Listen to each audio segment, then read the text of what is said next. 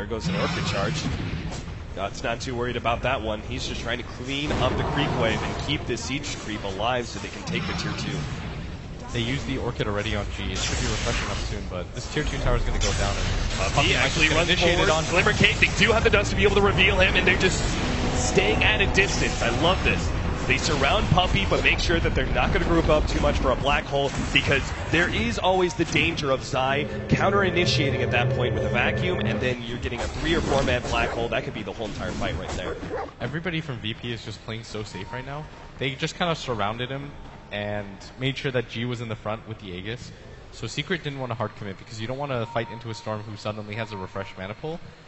So you've just got to wait that out, and I think their timing is wait for RTZ to get his BKB, which he's kind of close to, and then just go for it. Like, at this point, the late game is not in your favor whatsoever. Little's going to start building towards that Aghanim Scepter. We also have an Orchid being built now by G. Especially with the lack of BKBs. I mean, Arteezy's going to try and build one now. He already has the Overcluff, but Darkseer doesn't typically build a BKB, at least not very early on. Luna's going to be forced into a rush, but she's already so far behind. And then S4, he's already has his. Oh, they're actually moving in for S4 right now. Oh, he's got the Echo Slam. They have the instance done. They're going to chain lock him down. Laguna Blade, Fissure, everything being blown for such a critical pickoff. And that's what I mean. That's 502 gold going their way. You don't want that much net worth on a Queen of Pain. It's just so easy to kill. We're seeing that demonstrated right now. No time to respond with the BKB whatsoever. She is level 15. He still has a ton of farm, but he just needs some form of backup when it comes to net worth. You've got Puppey, who's the second highest on your team. That's definitely not what you want to see if you're a Secret fan. He's got a Vanguard and a Glimmer Cape, items that don't necessarily win you team fights. DK Phobos, he's actually building for a Yule Scepter now. The most obvious use of that would be able to self-use it in order to get rid of the Orchid Silence. Do you really think DK Phobos is going to be that much of a target from S4's Orchid? I think part of it too is that he notices that Puppey's not going for the BKB, so it's an easy way for him to stop the black hole as well. Okay. You're just giving yourself as many ways as you can to win the fight. Right. FNG's got a Yule Scepter of his own, so multiple Cyclones are going to be coming out from the Virtus Pro team. They still haven't taken the bottom tier 1 and tier 2 towers, and they didn't really make a whole lot of use of that Aegis, specifically taking the tier 2 mid. Virtus Pro are getting a lot of respect to Team Secret, but is it too much? Are they playing perhaps a little bit too passive? No, not at all. Arteezy still has nothing. They can decide to just drag this game out for a little bit longer. There's no reason for them to have to rush it. You wait for the Storm's next item, bare minimum, before you go for anything, and your team still has a lot of room to grow. It's not as if they've struggled to find items. Illidan can decide to go for a Hex pretty soon at some point, or even a Linken's to help us Storm out further. You can see G go for that Orchid before you decide to go for the push. You feel like you have an advantage, so you probably go for the tier 2, but there's no reason to jump into the tier 1 and tier 2 bottom yet. Alright, the tier 2 easily going to be taken by Virtus Pro. Secret are doing something similar here at the bottom lane. The straight up trade off with Glyph advantage is there for Virtus Pro. Yeah, they want to actually force Team Secret back to the base right now. And if Secret stick around and try and take that tier 2 tower, which they are, that means free damage on the tier 3. They don't have Glyph either. This makes it incredibly hard for them to hold.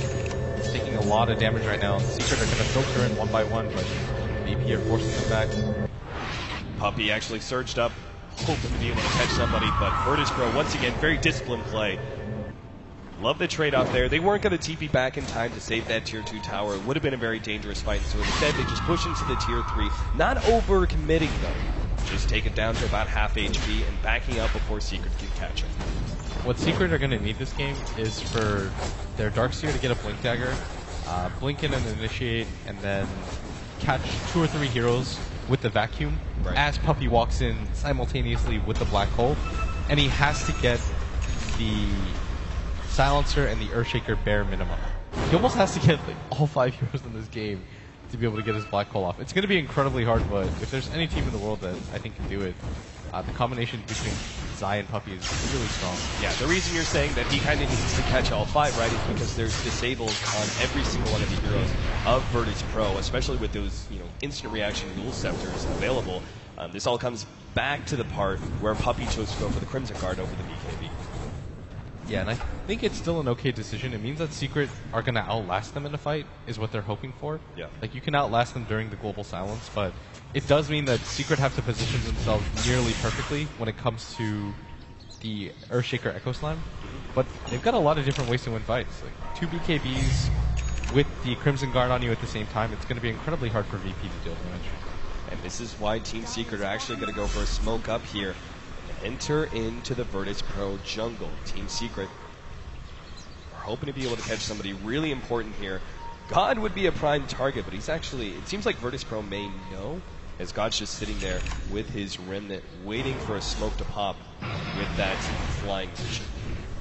Yeah, there's no reason for them to have to split up. They know that there's nobody at that top lane, nobody in that mid lane. This is 100% them in the jungle, and G's going to spot this right now. Yeah, they do have vision. They're going to start moving forward. He actually jumps to the background, going straight for Puppey. No chance for a black hole, but they do get a vacuum sonic wave combination that already takes out Illidan. Huge kill there, and now the black hole is still there to be able to control God. S4 comes back for that double, and now Team Secret have found their opening. They're going to try and clean up more, but no one else from VP is around. Oh, they're going to lose their courier at the same time. Wow.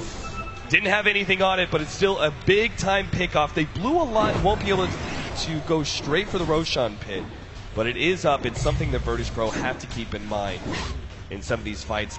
I love the choices there by Team Secret to go for Illidan with the Orchid first, knowing that he doesn't have a BKB to be able to defend himself. They just essentially blow him up right away, and there's no global silence, which means that Puppey, with this Glimmer Cape and Crimson Guard build, was able to survive through the initiation of God, as you said, and was still able to get off the black hole after the Orchid faded.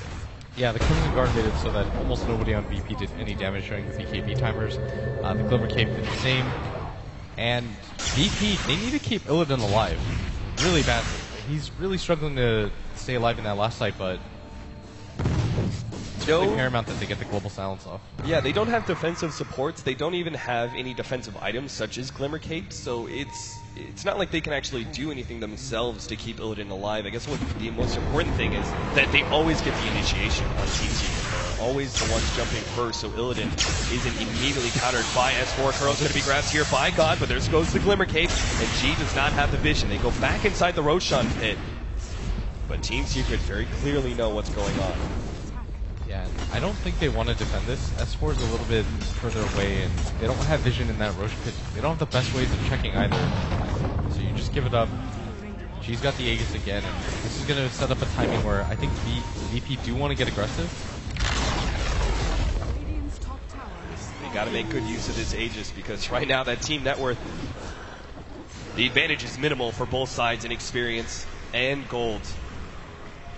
So Virtus Pro need to start establishing some dominance now before Arteezy is able to catch back up. He's got the BKP, Helmet Dominator.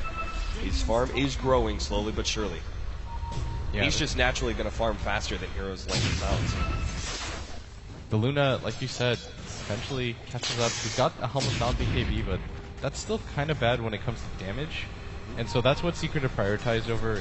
Damage is just outlasting their opponents more than anything. Illidan is going to be caught here. He can't actually TP up because there is going to be a vacuum to bring him back into that wall. S4 lets loose the ultimate now and catches 3 in the process. They almost brought down FNG at the same time. Huge kill. The carry of Virtus Pro down for a full minute. And prime opportunity for Team Secret to push forward and start taking some farm. Arteezy already grabbing as much as he can in the inner jungle. Will now back up to that bottom lane, which is pushing in. S4 is just dominating this game right now. VP, they can't afford to leave their base by themselves in this situation, because S4 will hunt you down every single time. That combination of the Ion Shell, where he slows you and is able to blink on top of you, does a ton of damage. You can't fight back into it. This almost reads to me that the Silencer has to get a Hex as fast as he can, or even something like the Yule Scepter, because even with the Hex, I think he would struggle to stay alive against the Queen of Pain, who just BKBs. Yeah, he's going to grab one right now. He's really close to it, just 700 gold off, and with that timing, I think they just go for the tier 2 bottom, maybe even smoke up, and just try to end the game. But even their high ground is kind of bad. Storm Spirit plus Silencer aren't the heroes that you necessarily want to be on the high ground. You want them to counter-initiate, so it's going to be up to Lil getting an Aghanim Scepter so he has 3 birds to be able to go for safe tower pushes. Right. Otherwise, you have to go for a gank beforehand. What about our Storm Spirit? He's got 2,300 gold right now. And he still is going to have issues with the Black Hole. Does he go for BKB? No. I think that the Black Hole is something you can't really play for, especially if you have a BKB, it doesn't matter. Right. Going for a Hex of your own is probably one of the better bets, just so you can get the Hex off on Puppy before he gets his Crimson Guard off.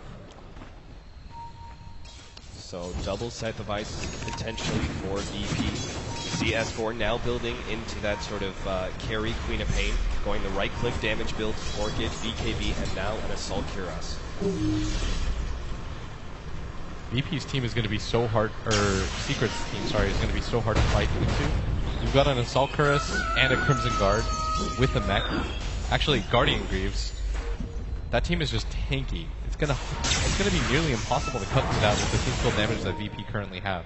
Like, they need their Lina to pretty much become a core at this point. And she is kind of on her way. FNG has Yule Scepter, Point Booster, and another 2,000 gold to start building into the Yags. Okay, so the Hex is completed. You probably just take control right now with the gem and then go for a kill. The Aegis is going to fade relatively soon. They have to make something happen on the map.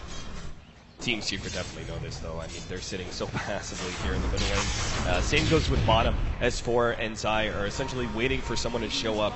And if no one does, they'll start pressuring that tier 3. The issue is that VP don't want to leave this mid area, but at the same time, you can't ignore what's happening at bottom. You don't want to waste the Aegis.